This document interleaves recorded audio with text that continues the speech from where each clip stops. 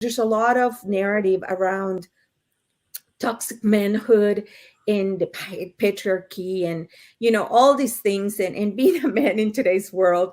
I have to tell you, we love men and powerful women today simply because they're our partners, they're our fathers, they're our sons, and that's not what our organization's about. So allies are extremely important, and we're so proud to have Youssef, who's here with us today. Thank you for joining us, and of course David, that he's also, you guys are like gentle giants, like, and I so appreciate your leadership and vulnerability and open heart and mind, and being a visionary in not, not worried about what anybody's going to think, that that you're a mentor expert within powerful women today, right? It's like, I want to let you speak about that, because your messaging of humble leadership, your message of being a strong ally, your message of men's mental health, you, sir, are at the right time in history, on the right side of history. So please, you had a great year this year. So share with us, with all of our friends, what that's all about. Thank you for that, Carolina. Well, first thing, talking about men's, and especially, I don't like the expression toxic masculinity, because I find that in previous year we started annexing the word toxic to everything.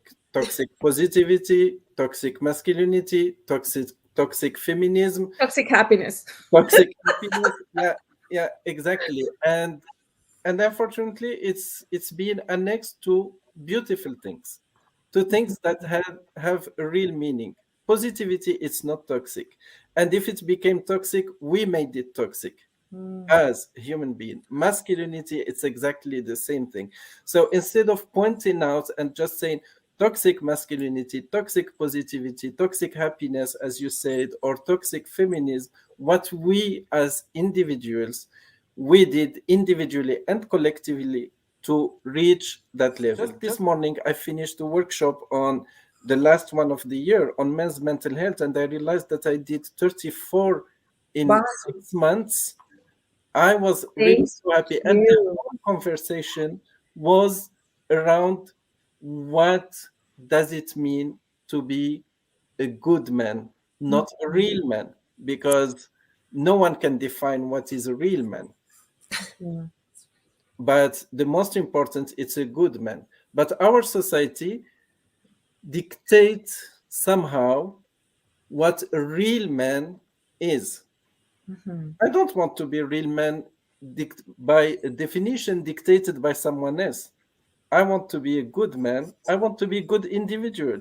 And Mhm. that's, I think, the most important. You said it well, Carolina. I really do not worry about what people think of being a mentor expert with powerful women today. I get this question very often. What are you doing with powerful women today? And at the beginning, the first weeks, maybe 2 months, I was like, oh, how shall I answer this question? I mean, other than why not? Where is the Why point? wouldn't you want to be surrounded by powerful women? And now I don't even bother, honestly, to answer that question, because for me, engaging in this conversation of why, it's adding to the segregation that we are imposing on ourselves. Yeah. And you know what? There's so much that we need to learn from each other. Is we need to learn from men, because men have done certain many things right for so long, right? Like, whether it comes from wiring, their focus on business, and like, there's so many things that we ought to really pay attention and learn, and in reverse engineer. So how is it that they do it, right? So that we can learn how to do it.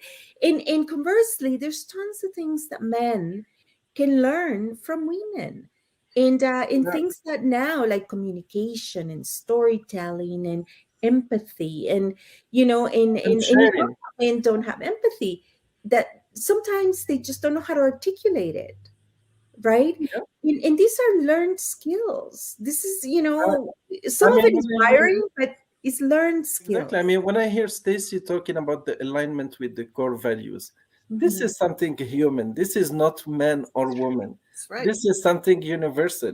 When I hear Gina talking about procrastination, and I have to say here that men do procrastinate as well. Yeah. But worse even, we do ruminate a lot. And rumination can be really harmful. The Yes. difference that I noticed, and that's why I talk about sharing and allyship, is that in my network, of course, I'm generalizing, but I'm talking about my network, women tend to procrastinate or ruminate together. They share that.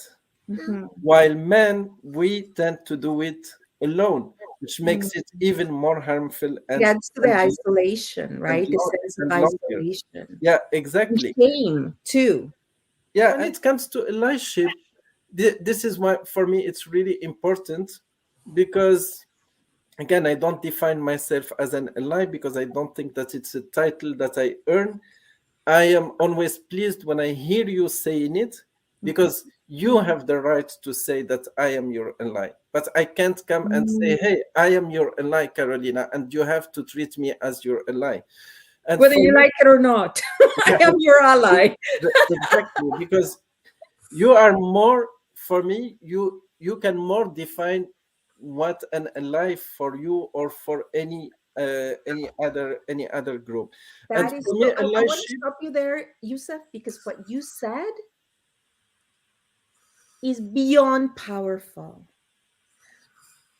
Listen to what the person needs your allyship with and how they would appreciate your allyship to show up, exactly, right? Because exactly, otherwise you're just imposing yet another thing on someone. exactly. Thank you for saying that, Yusuf. Allyship is not only for women. Man needs allyship. It's a win-win. It's a two ways relationship Mm. between all the groups of people and all the individual. So who says that I am here as an ally to powerful women? Mhm. Because for me, I take it powerful women are allies to me. I have to add to this, Yusuf.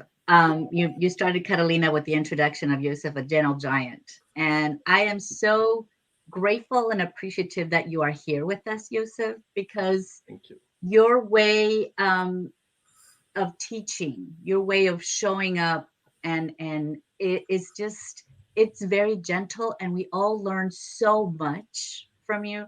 And I think what I greatly appreciate, Likewise. especially when we talk about men and women, and you touched on that right now. Sometimes men have, generally speaking, have a tendency of throwing their um, knowledge onto women, just throwing it at us and take it or leave it. This, however, your way is so enriching to all of us because you do have a gentle way of teaching us and showing us and sharing your wisdom. In your case, in your community with mental health, what you mentioned about men, I've lived it firsthand.